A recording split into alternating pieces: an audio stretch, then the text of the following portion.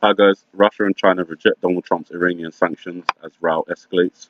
They join Turkey and the EU in rejecting these sanctions. That makes putting pressure on Iran a lot more difficult. It means that the United States is either going to have to put pressure on their allies themselves, or they'll have to embargo Iran, a naval blockade of some kind. And obviously, we know that Iran has practiced blocking the Straits of Hormuz. That would be in retaliation for an embargo on their oil. So, um, if we're looking at the iPet Goat video and interpreting that, it seems like the embargoing or the blocking of the Straits of Hormuz is definitely going to occur. When exactly, uh, obviously can't be 100% sure.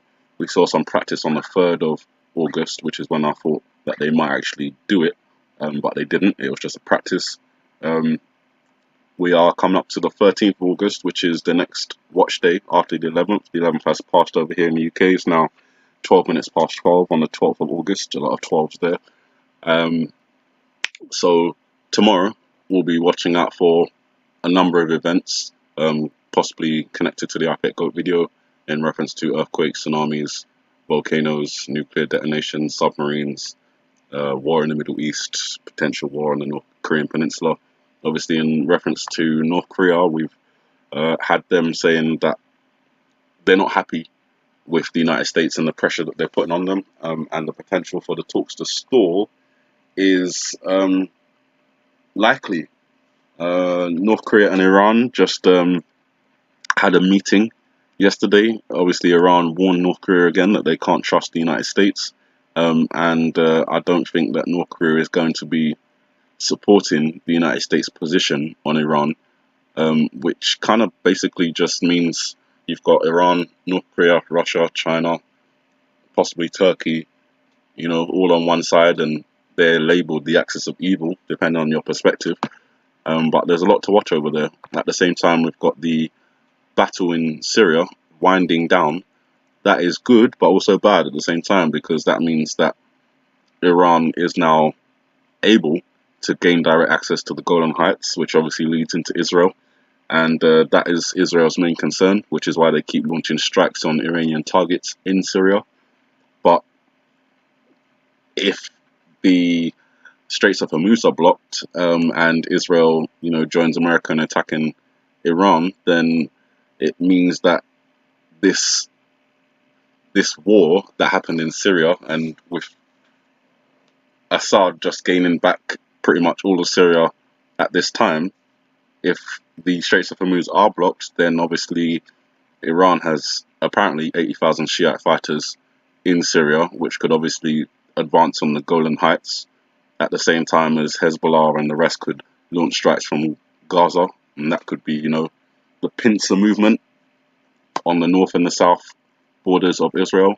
At the same time, you've then got Turkey, who, considering Donald Trump is saying that he's going to double steel and aluminum tariffs on Turkey because of this pasta that they've got there that they won't release. It's possible that the relationship between Turkey and the United States could break down in such a way that Turkey switches from NATO to, air quotes, the axis of evil. We don't know if that's actually going to happen, but I have warned about Turkey being strategically important, and them seeming like they're wavering on the lines between the West and the East.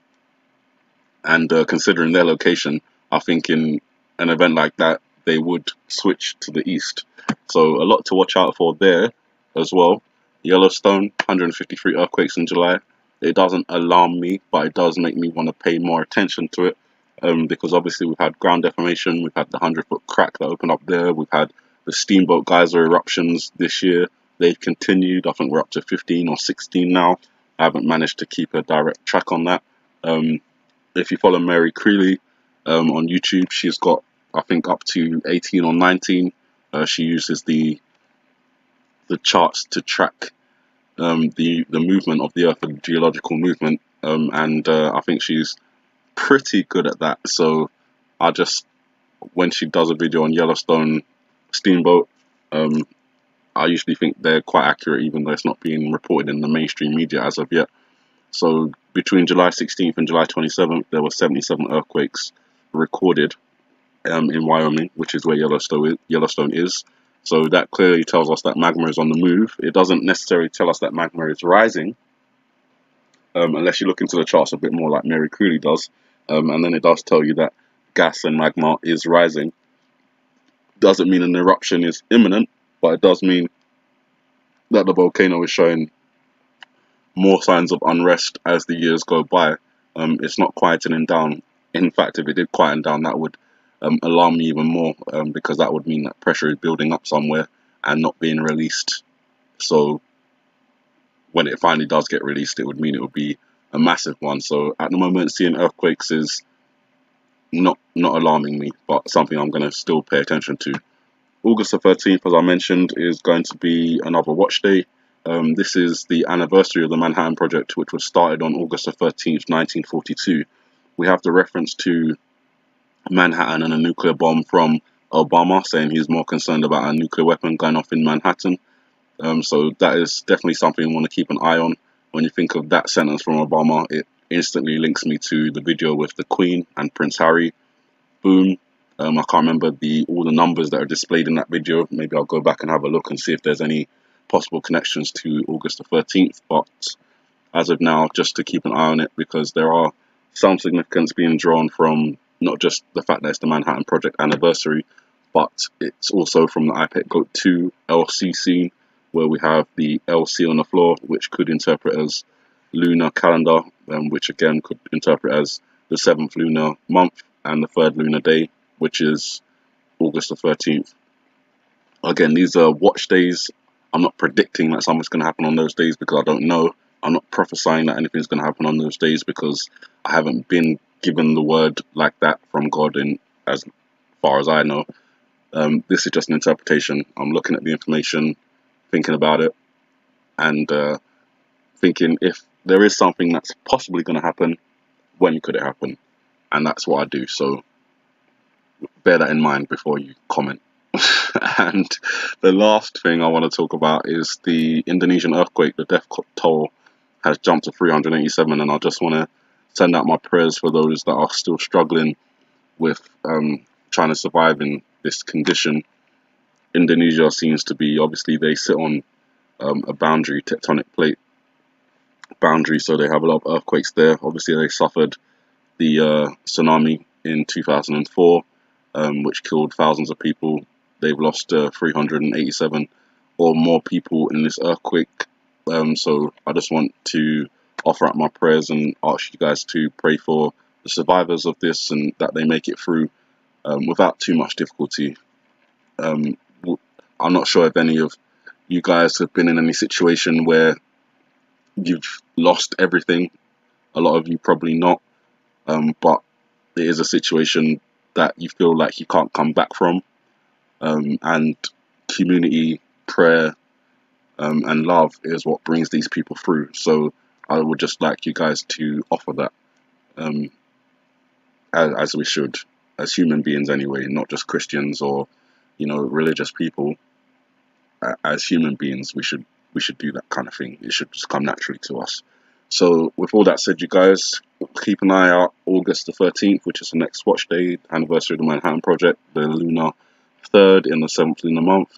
Hopefully nothing happens and we can just,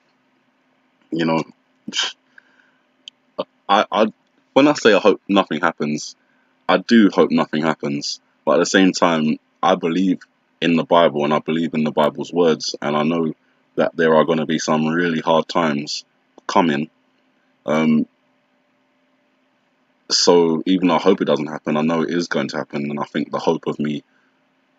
hoping it's not going to happen is just something that is also natural. No one wants catastrophe, but when the Heavenly Father's telling you it's coming, you really don't have a choice. So the only thing to do is to pray, stay close to the Heavenly Father to make sure that you are saved. And that doesn't mean saved before the event necessarily, but saved in general. Your soul, whether it's before or after, is in heaven. So that's the main point of it all. You guys have a good morning, good afternoon, good evening, and may the Heavenly Father bless you.